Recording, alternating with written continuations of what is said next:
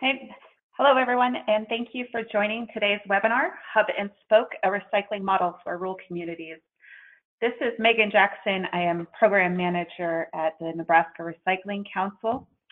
The Nebraska Recycling Council is a statewide member-based nonprofit organization supporting communities, businesses, solid waste and recycling industries to improve recycling collection and infrastructure. Our mission is to maximize the economic and environmental benefits of resource recovery in Nebraska. Visit our website for more information about our annual luncheon in Lincoln on October 2nd. This year's theme is Thinking in Systems, with workshops for communities and businesses and a keynote presentation from Jerry Powell of Resource Recycling. NRC also administers the recycling equipment grants with funding from the Nebraska Environmental Trust. Find more information at www.nrcne.org.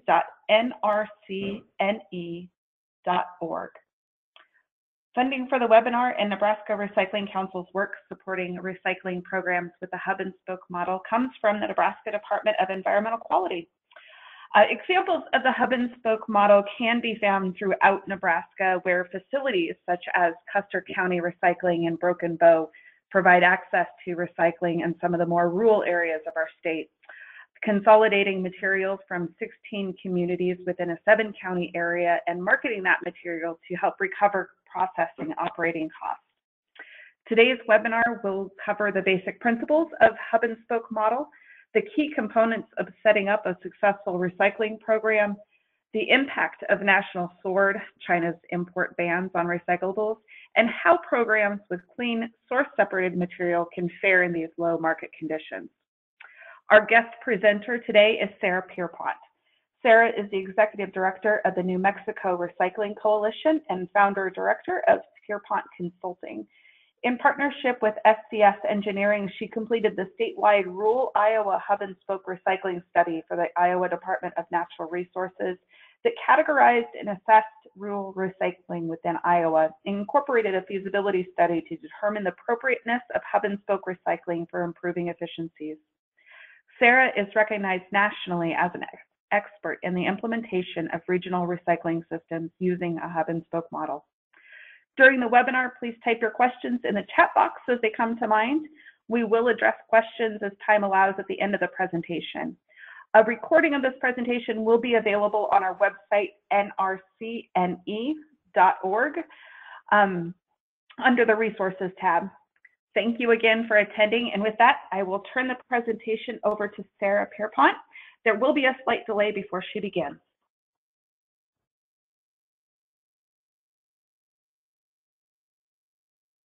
Thank you, Megan. Hopefully you can all hear me now. I'm excited to be here and look forward to talking to you all about rural recycling in Nebraska.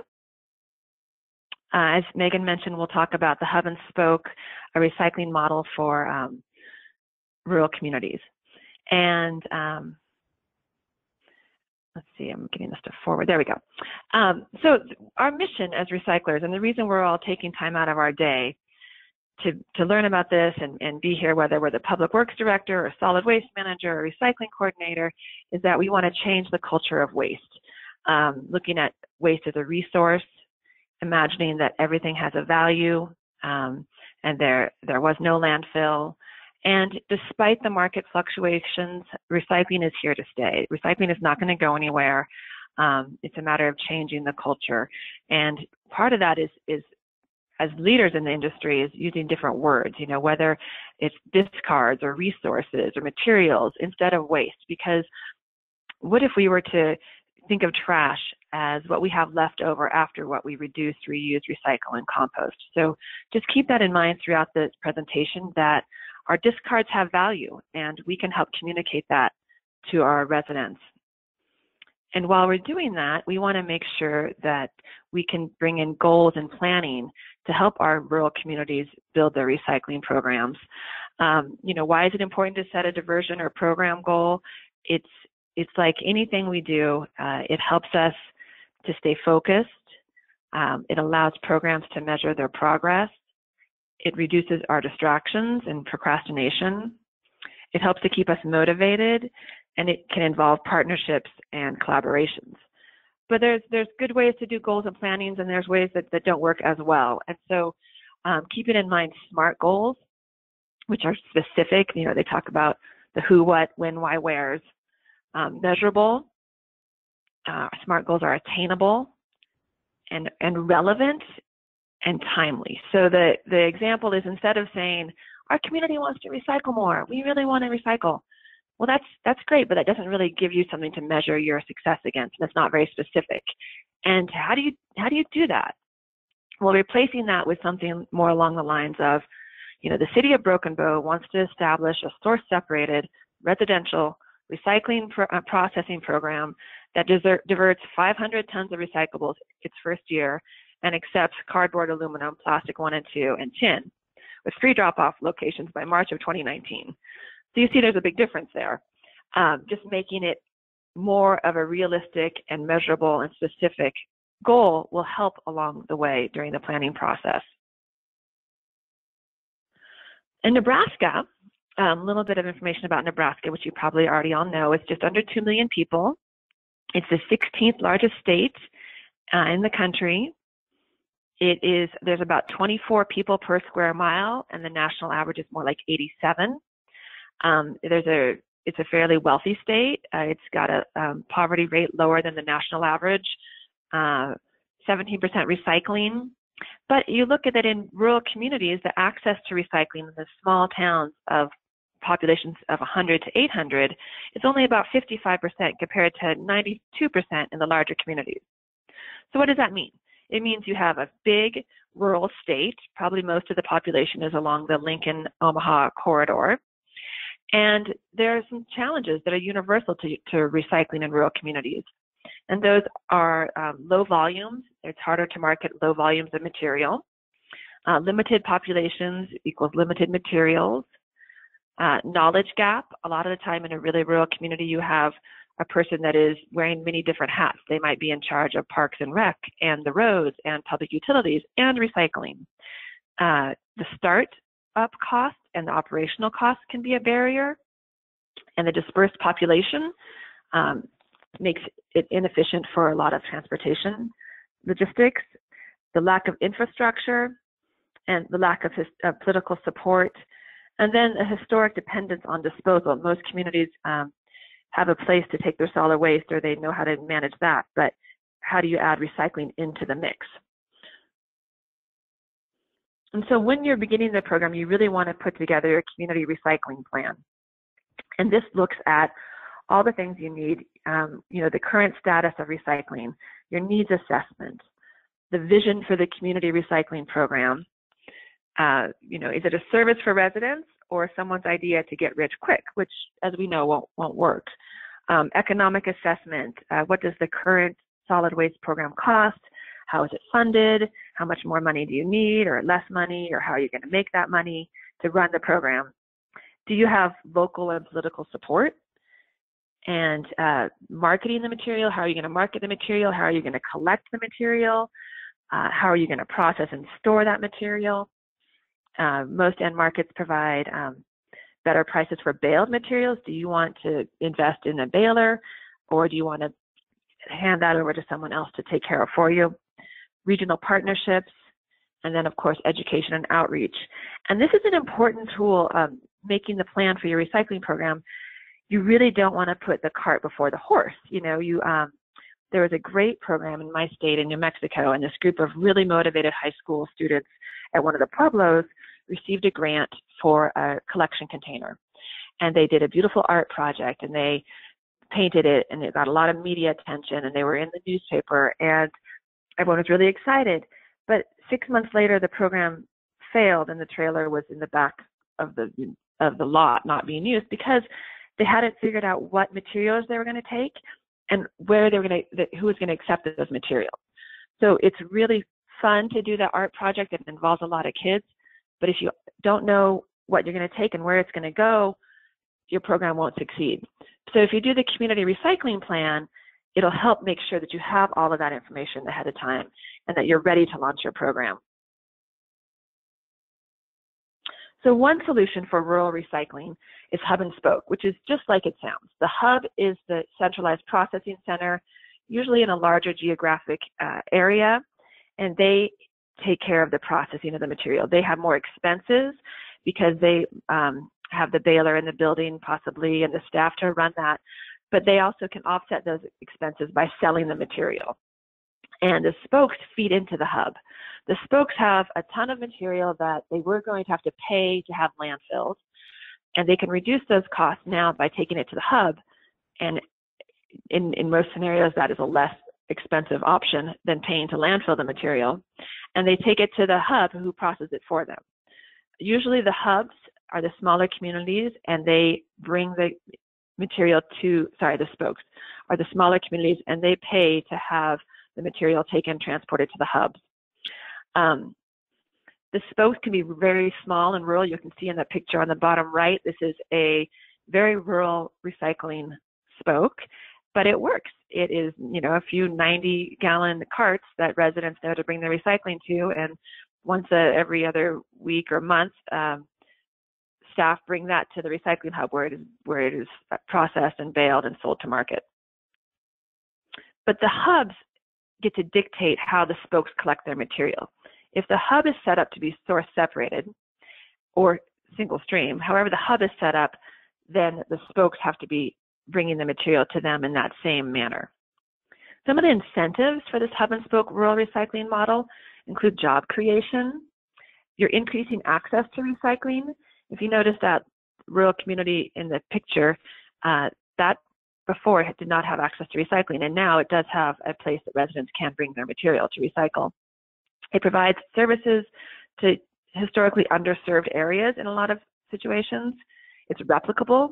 If it works in one corner of the state, it could work in another corner.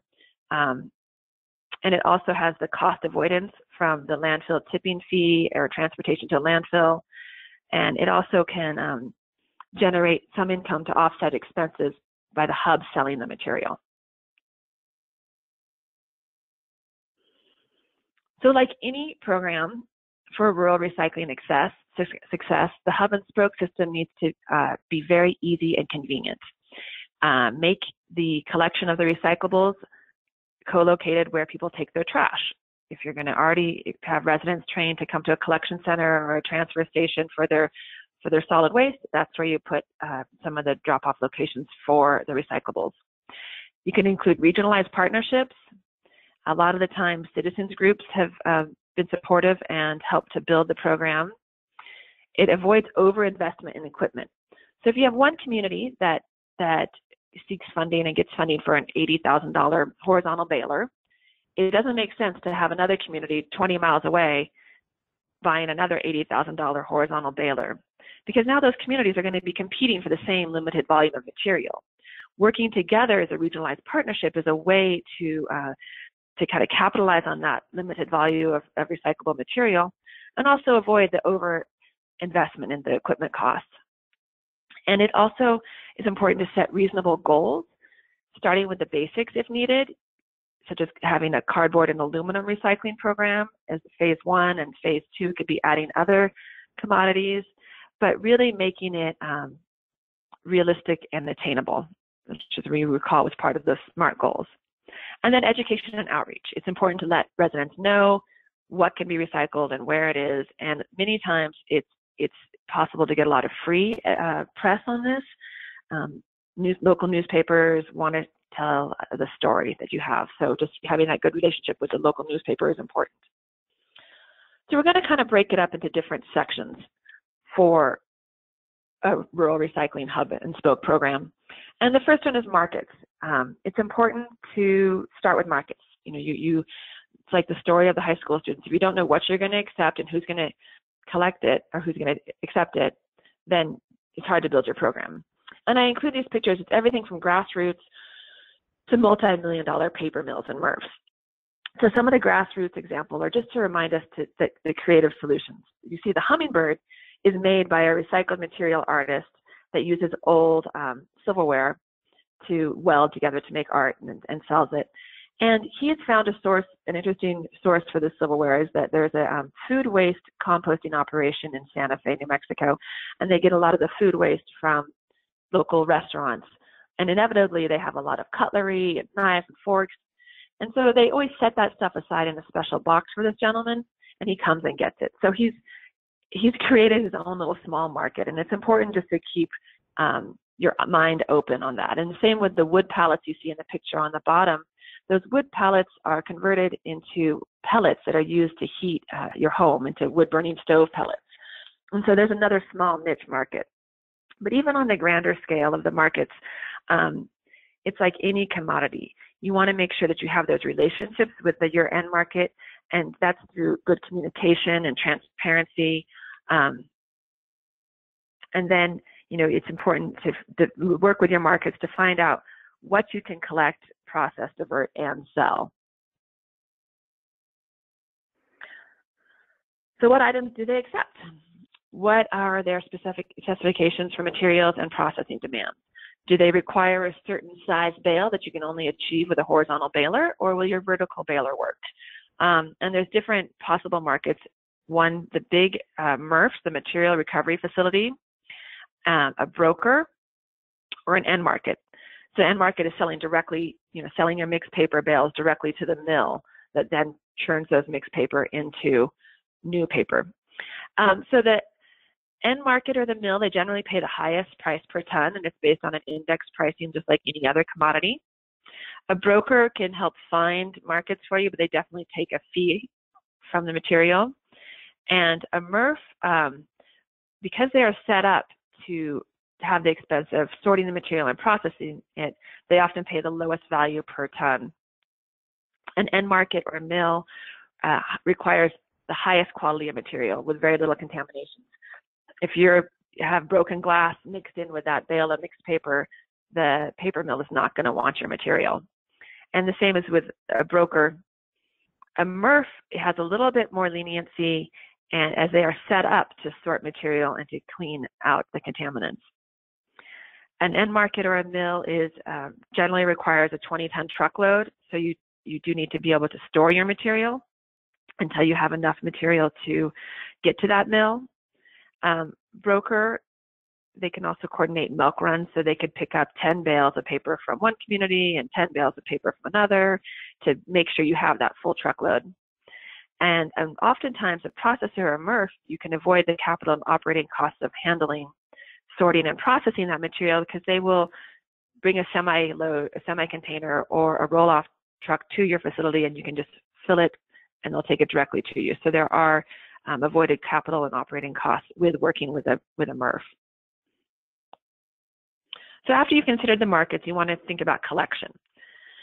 How are you going to collect your material? There's drop-off, there's curbside, and each has its own pluses and minuses. Drop-off can be source separated or dual stream or single stream. And again, you want to locate it where the people traffic is, where there's people, where they're taking their waste, an easy to find location.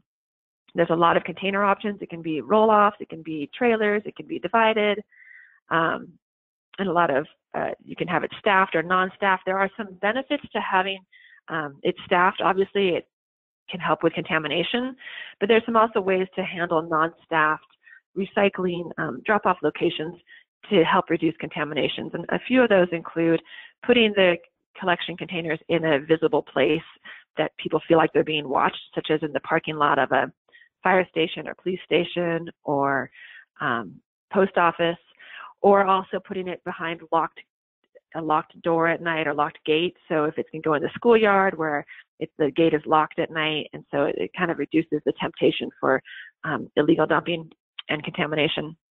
Good signage is critical on drop-off sites, and they have lower capital and operating costs, and they're often a great way for a rural program to start. It makes sense to have a drop-off collection system when you have a really rural and dispersed population, and where curbside just wouldn't be feasible or affordable. Curbside is usually single stream or dual stream, and I'll explain what single stream and dual stream is in just a little bit. You can repurpose your existing fleet. A lot of the time you don't have to buy brand new equipment. You can use the old truck that might be on its way up. It can be used for the collection of the curbside program. It can be bins or bags or carts. It does require a processing facility if you're using single stream or dual stream. And you do have some efficiencies in freight because you have a material density, and that's with the population density requirement. It's convenient for residents, and it usually results in a higher capital or higher capital operating costs for curbside. But it's also important to think about when you're collecting and designing your collection program. Are you going to target a specific source of material, residential versus commercial? We talked about phases in the recycling program. One phase might be a commercial cardboard recycling route, or you know, it's targeting that collection system during the planning process is important. Processing options. Source separated is just like it sounds. You have the residents do the work for you. There's a bin for aluminum, a bin for cardboard, and plastics, and whatever material you may accept, and residents pre-sort the material into separate bins by commodity.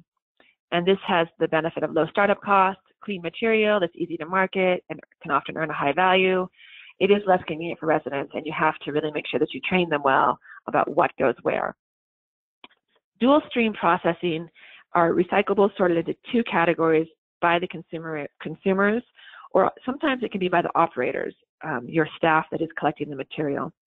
It's often fiber, which is cardboard and mixed paper, and rigids, which are metal cans, plastic bottles.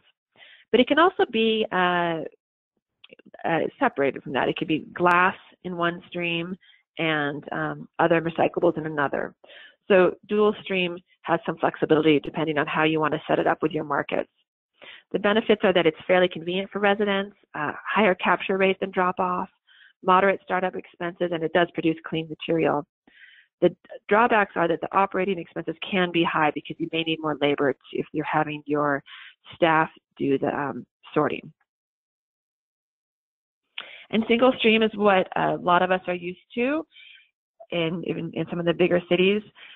It's where basically all recyclables are put in one bin, and it requires a MRF, the materials recovery facility, to separate out the different commodities. And this is where they have, you know, the multi-million-dollar facilities that have the magnets to collect the tin and steel cans, the optic sorters to sort out the different plastics, the fluffers to get to paper. But then they also have a lot of staff on the line picking out the materials on the conveyor belt. It's a common for curbside collections. The benefits are convenient for residents, high volume of material is captured, and the weaknesses are, one, expensive startup costs and the operating costs, a high residual rate. The average is about 16% or more, and it's more difficult to ensure a clean end product, and it's also hard to undo. Once a community has gone to single stream, it's hard to get the residents to revert back to source separated. There are a couple of stories I've heard about a community in New Jersey of about 10,000 that was single stream, and they just reverted back to dual stream because of the low markets right now. So it is possible, it's just a little bit harder. So what does a recycling hub in a rural community look like? This is an example of the New Mexico hubs that were recently built in the past 7 or 8 years.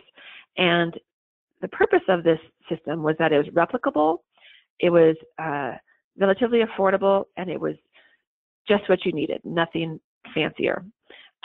Each of these hubs cost about $315,000 to build and to get the equipment for. That included the skid steer and a few collection containers and the baler. But it's a simple 40 by 75 foot structure that is non-insulated, 3-sided, and you have the baler, you have the storage bunkers on the bottom right per commodity, and then when those are full, the operator pushes the material into the conveyor and makes the bale, and then they are pushed out onto the left-hand side and stored in the bale storage area. These are designed to operate or to process about 1,000, maybe 1,500 tons per year of recyclables. And the one thing that we've learned in New Mexico after having these in operation for about 5 years is that for some of the hubs that are really processing a lot of material, they're closer to that 1,500 tons per year, they could use more storage space. So a few of those communities have received funding to get a little bit of extra covered storage space. So they keep their bales clean and out of the elements before they go to market. And one thing I wanted to just touch upon while we're talking about markets, collection, and processing is the public-private partnerships. And this is just one way that a community could choose to have the recycling program operated, whether it's the marketing, the collections, or the processing. And the good thing about public-private partnerships is that it can spur competition. If a community lets out a request for proposal, then they get to choose based on their scope of services which private entity can best serve them. Something to consider when the community is thinking about a public-private partnership is wanting to make sure that that public entity does not lose control or oversight of the program. So even if a private operator is handling the collections, having annual reports to the public entity is important, or some way to monitor what's going on, the amount of material accepted, where it's going. And so just defining those roles at the onset is an important part of a successful public-private partnership.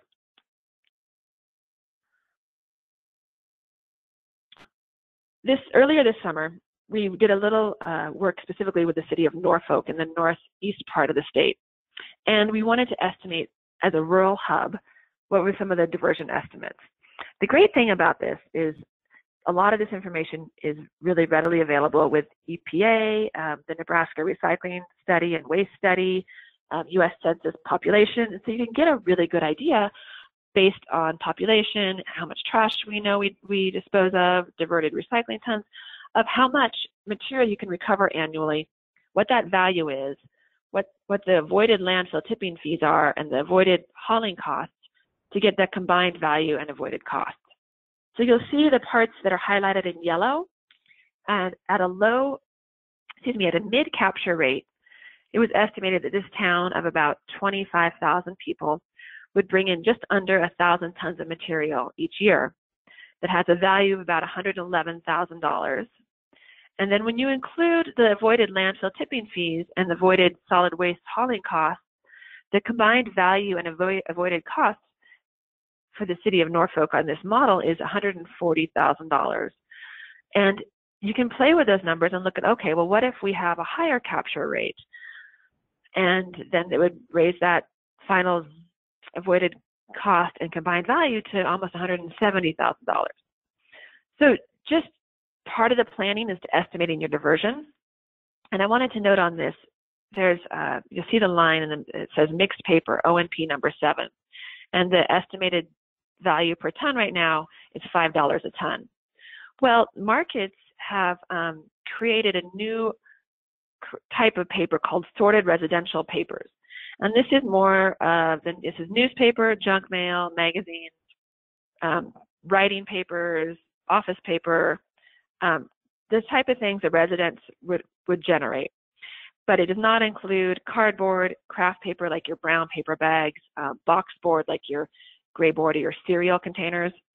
And the difference is if you can have a sorted residential paper, right now that value is $30 a ton compared to the mixed paper, which is $5 a ton. So I bring this up to remind us all that it's important to know what the markets are doing. So if a program is working with its markets closely, they may decide to not allow those craft paper and cardboard and cereal boxes into their mixed paper mix because they know they can get a higher value per ton for that material. So it brings us back to the point that the markets really are an important part of it, and it's really important to keep a good communication line open with those markets. So this is the tons that we estimated Norfolk would bring in, about 965 annually recovered as the recycling hub.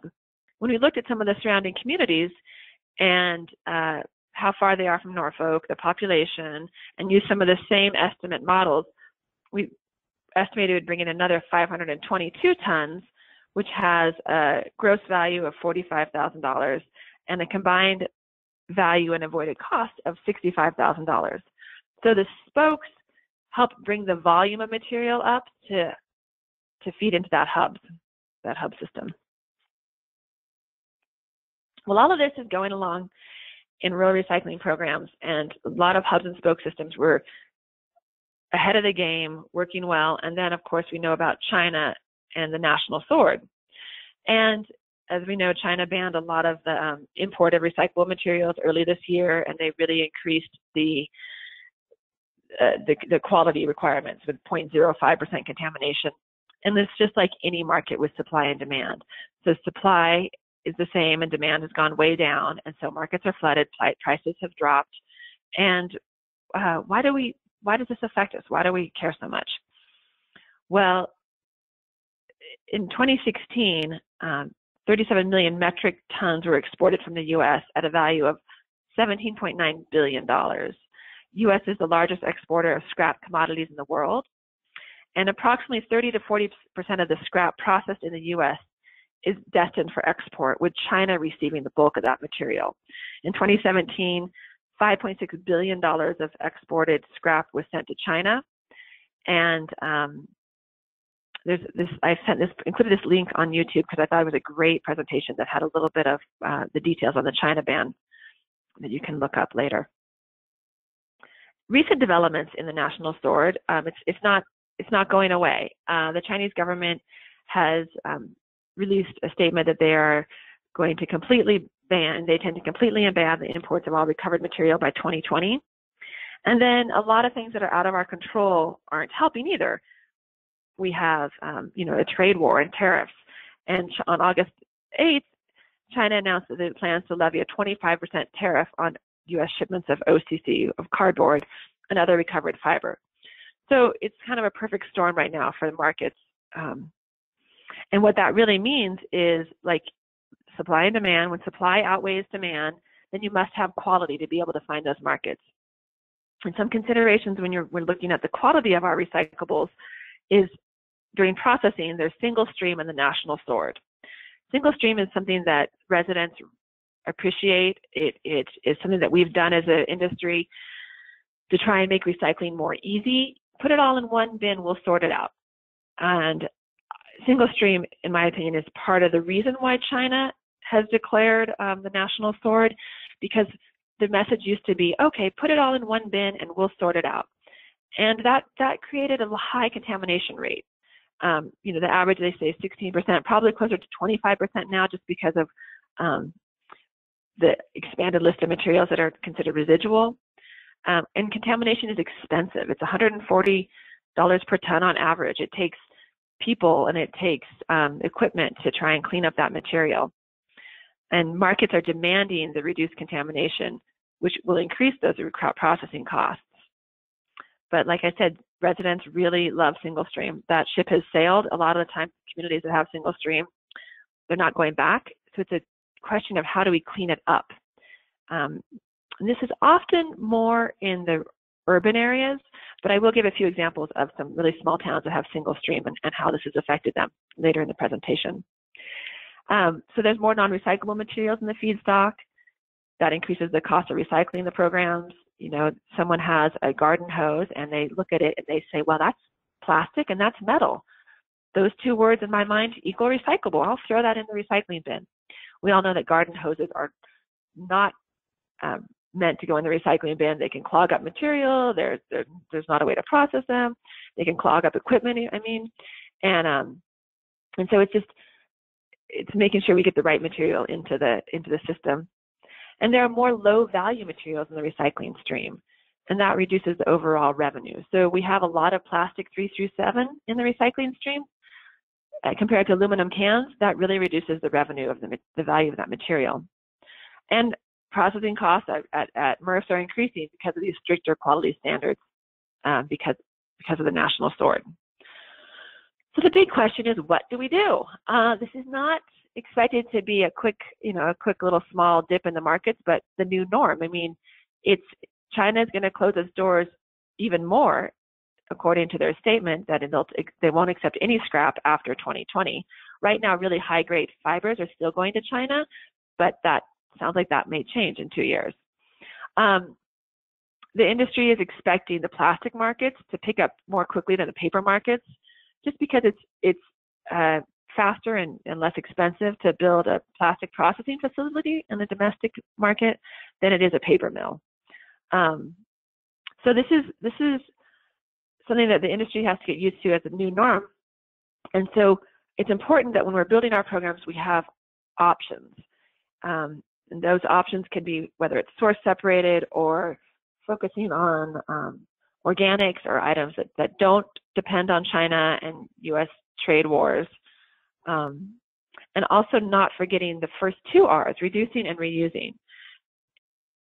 Buying recycled is an important part of closing the loop. If we can show the demand for recycled content paper by buying recycled content paper, then it's more likely that domestic mills will have the incentive to locate in the U.S. and make recycled paper. So a lot of the time there's a procurement preference on the books in a community, or if there's not, there could be where if you're procuring, your annual office supplies, you can give a small preference to some that are made with recycled content material. Part of reducing and reusing are considerations of single-use item bans, whether it's plastic bags, water bottles, ways that you can help reduce the amount of material that goes into the waste stream to begin with. Cleaning up our acts. We really need to reduce the contamination of material, and a lot of the ways to do that include education and outreach and getting back to the basics. Educate your residents, whether it's press releases, articles, signs. It's an important component of every program right now, especially when quality is so, requirements are so strict. And so considering other efforts to increase recycling, equal space ordinance. There could be an ordinance on the books for your community where if you have a new building permit and you're building a commercial or multifamily residence or commercial space, that whatever space you allocate for solid waste, you allocate an equal amount of space for recycling. So there's room to build the recycling program within the new facility. Construction permits can be linked to recycling. You can have a kind of like a deposit paid for a construction permit, and when they show that they've recycled a lot of the material, they can get that deposit back. Universal recycling is generally, which is means that recycling is available wherever trash disposal is available. That could be at public spaces, events. It could be your haulers. You can make, if your hauler in your community collects trash, you can have an ordinance that they also are required to collect recycling for the same base cost. Having permitting or licensing by the city for haulers is a good way to stay, stay abreast of what they're collecting and how they're doing it, and also important step in implementing universal hauling. And then focusing on local end markets. Recycling market development zones. California and Utah have these, and they're basically economic development zones in which they will give tax incentives, low interest loans, rebates for any business that will come in and operate a recycling center. So if you are a business and you need to buy a piece of equipment to recycle that, this is an incentive for you to do that in your community. And then also organics. Organics are a large percentage of our waste stream. 40% of our waste stream is organics or compostable. And they do not depend at all on China or trade wars. You can divert organics and use mulch for parks and rec. You can create compost for agriculture or your parks department, your golf course. So diverting organics is a great way to boost your recycling and diversion rates despite the national sword in China. Some of the policies, the Carton Council develops these great sample ordinances that can boost recycling, and that's the URL for the website there. And what I like about these is that it shows the general facts in a really precise one page, but then it also has individual case studies.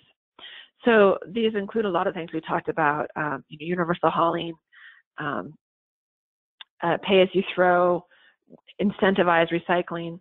And I just wanted to present this as a resource that people can go to for further information. Other things we need to do in the face of national sword are focus on education and outreach. Recycle right. We're really shifting the focus from quantity to quality. So the other thing you can do is really learn from the program. One of our communities in New Mexico, it's about 100,000 people, and they have a single stream curbside program.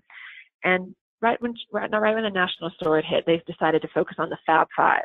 They would encourage their residents to have to put the following in their recycling containers: to put cardboard, white printer paper, plastic number 1 bottles and plastic number 2 bottles, and metal cans. And that was the Fab 5. The problem was this happened at the same time that residents just got word that they were going to have a rate increase because the operating costs had gone up dramatically in this program. They had to have a rate increase. So residents were unhappy because they were confused, and they thought the timing was not good because they see it as they're paying more for more limited services. So the community updated their plan, and they launched a more in-depth education campaign that included interviews, news articles, and they really explained the current recycling situation to their residents. They were very transparent. They changed the outreach from the Fab 5 items into preferred items and least preferred items, and they explained why. And they added additional services to residents, which helped their residents feel more comfortable about paying more for their recycling. They added services such as a school recycling contest and related elementary school curriculum, additional drop-off location, and then an online reuse swap shop. So the results of that, once they updated that plan, were that they had the residents that are more educated about how recycling works and of current market situations and related expenses. So you'll see on the bottom right-hand side of your screen, one community did a really targeted campaign to not have tanglers into the recycling system. And if you see that picture of the gears at a MRF that are completely tangled up with plastic bags, it finally can ring true, like, oh, that's why you don't put your plastic bags into the recycling bin. So just focusing on quality over quantity. And one thing to keep in mind is that it doesn't have to be a giant, expensive outreach campaign. Here's an example of a very rural, kind of a resort mountain resort mountain town in New Mexico. And both of these green roll-off containers are for cardboard. Well, look at the one on the bottom. It is labeled, it says cardboard, and if you open it up, it's beautiful. It is full of cardboard. The one on the top, I guess it's green, so you're supposed to know that it's cardboard, but how can you tell without those signs? And if you open that one up, it's full of trash. So simple things like, you cannot overemphasize how important it is just to have good signs, especially at these rural drop-off programs, because it's a lot less expensive to make a bale of cardboard that is brought to you as mainly cardboard. If you have to pay a staff person to sort out the garbage and then make that bale of material, it's going to cost you a lot more. So that simple thing of signage makes a big difference. So in New Mexico, there's a hub and spoke model that really went into full effect probably around 2012, 2013.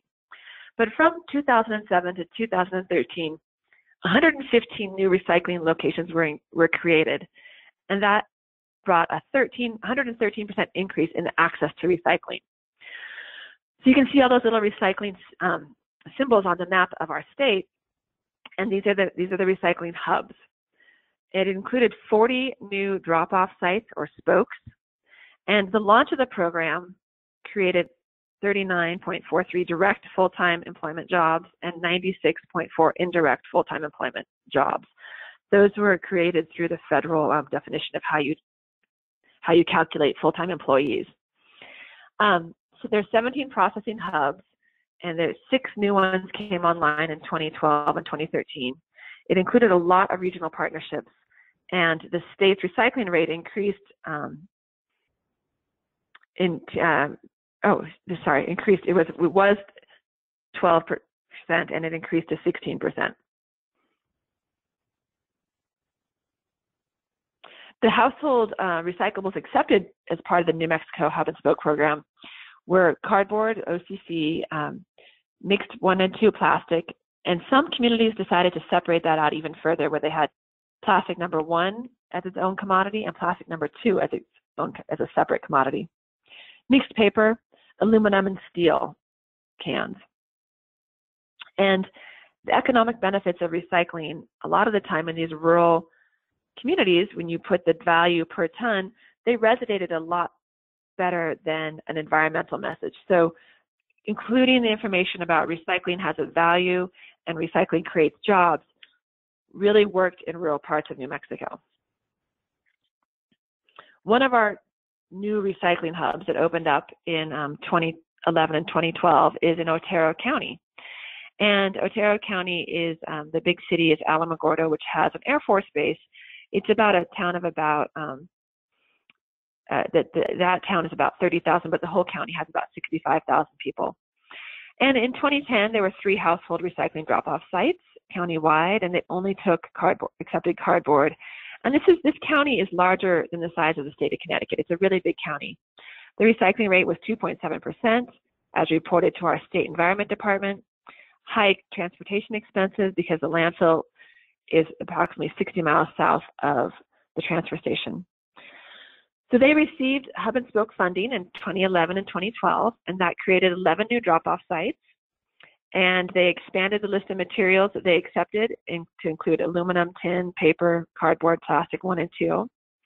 They increased the recycling and reduced the landfill transportation miles by 17,466 miles in 1 year alone. So that's the avoided cost and avoided expenses there. Some of the other things that happened were the recycling rate rose from 10.11% in 2011 to 22.10% in 2012. They also included organics diversion, but a lot of that had to do with the new hub and spoke recycling program. They brought on 1 new full-time employee to manage the recycling program.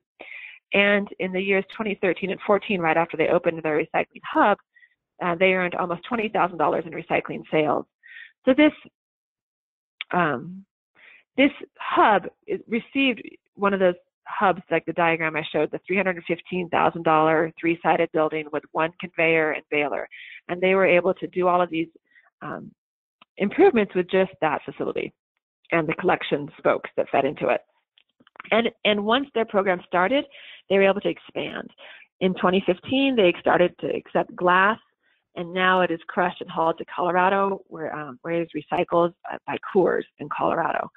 So they are able to cover their cost of transportation by selling that glass to the end market. A lot of the recycling hubs that we worked with in New Mexico on these rural communities had never recycled before or hadn't recycled much material in the past. So one of the solutions we had was to develop a cooperative marketing program. It was called the Rural Recycling Resources Co-op. And this is like any co-op. Think of a agricultural co-op where for a small fee, we would broker the sale of the material, find the markets, find the best value, and coordinate milk runs or collections from different co-op members. So it was managed by the New Mexico Recycling Coalition. We took a 7.5% administrative fee off the top of the sales of the material, but we could also ensure fair market value for the commodities.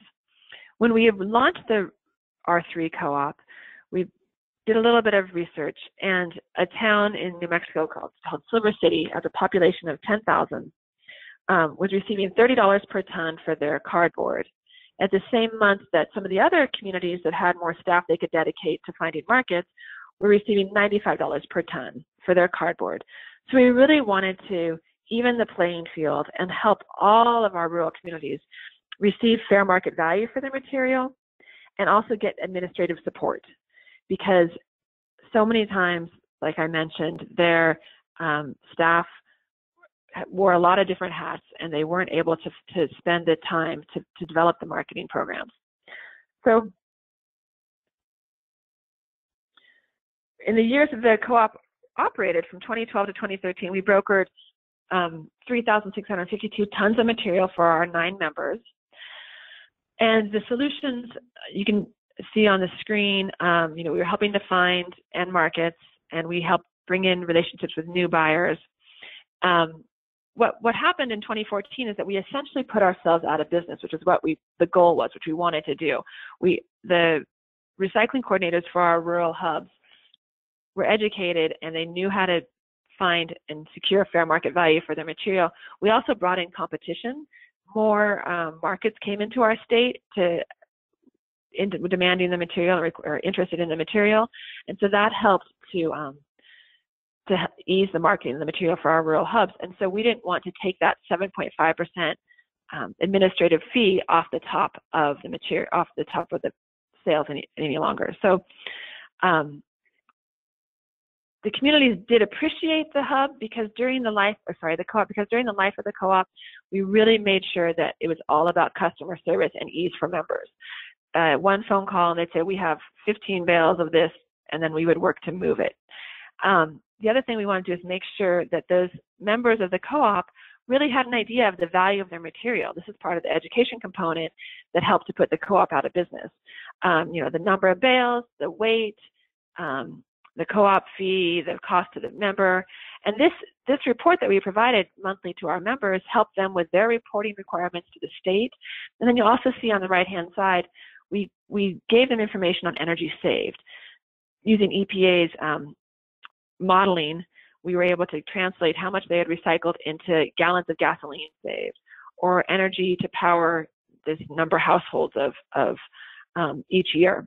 So that was helpful to show politicians and show the community why the recycling program mattered and why it was an important and a great thing to do, and also help to measure their success. So cooperative marketing can be a formal thing like this Rural Recycling Resources Co-op. It can be informal where you have two communities that call each other and say, you know, I have half a load, you have half a load, let's work on this together. So where are we today with New Mexico's hub and spokes? This is all pre-national sort, as you can see, but overall the trend is an increase in tons. These numbers are the tons of recyclables reported to the state each year. And there's a few things. You know, the town of Silver City stopped recycling its glass in 2016, so they saw a decrease.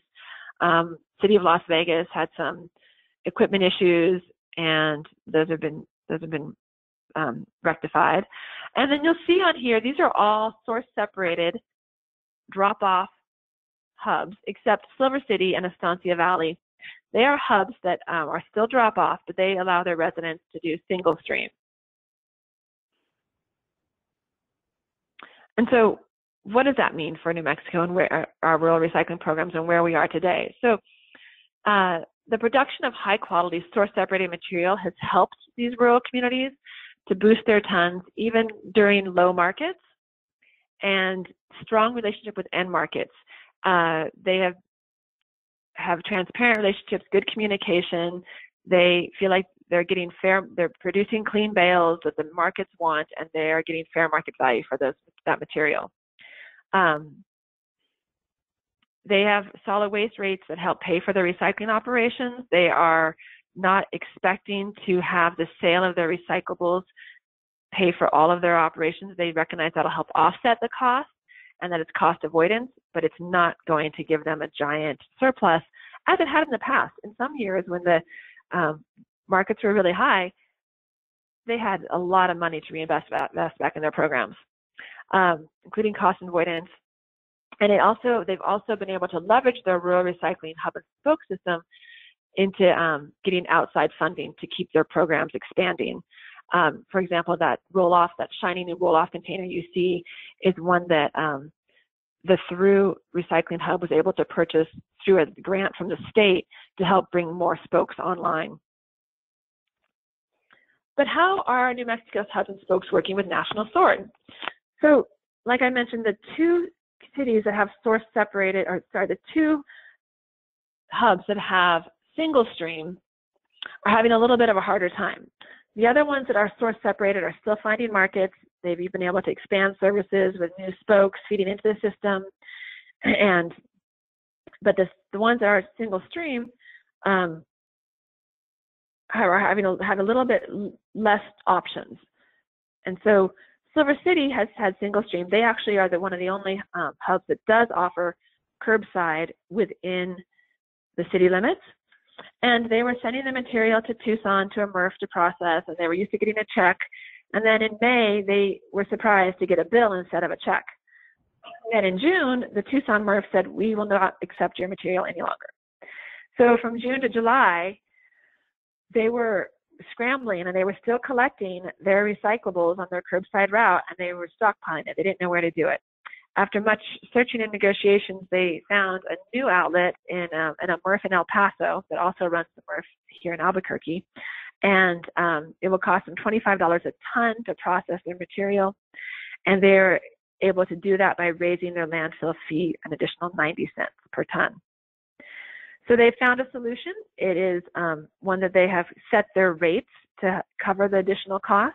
And so for now, their curbside program is still going strong with single stream, and it's still being recycled. Estancia Valley is a more rural area, and they announced in June that they will no longer be accepting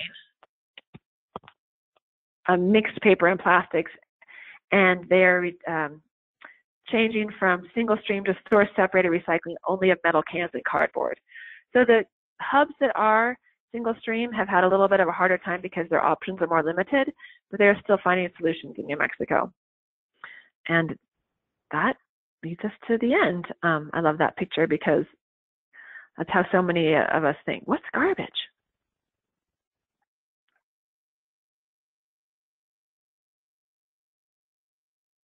Great. Thank you, Sarah, very much for that and all this great information. We have just a few minutes left, but we'll go ahead and wrap it up. I will let folks know if you have any questions, further questions, feel free to connect with Sarah directly with her email address there. Also, myself, Megan Jackson with the Nebraska Recycling Council at mjackson@nrcne.org. We will post the webinar will be on our website probably by the end of this week at nrcne.org under the resources tab. Thank you again for joining us. Thank you again, Sarah, for being our guest presenter today.